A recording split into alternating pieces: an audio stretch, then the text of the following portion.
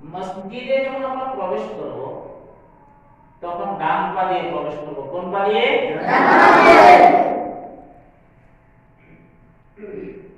প্রথমে আমরা মসজিদে ঢোকার সময় দোয়া করব।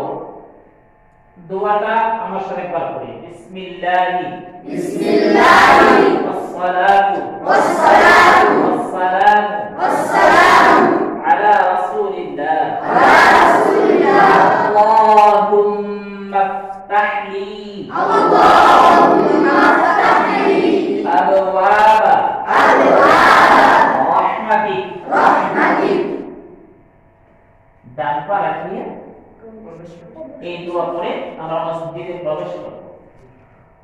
মসজিদে প্রবেশ করে আমরা যখন নামাজের জন্য তৈরি হব তখন প্রথমে জায়নামাজের দোয়া করতে হবে, ঠিক না? জি।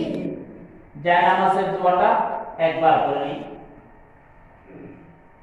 জায়নামাজের দোয়া জায়নামাজের দোয়া ইন্নী ওয়াজ্জাহতু ওয়াজহিয়া লিল্লাযী ফাতারা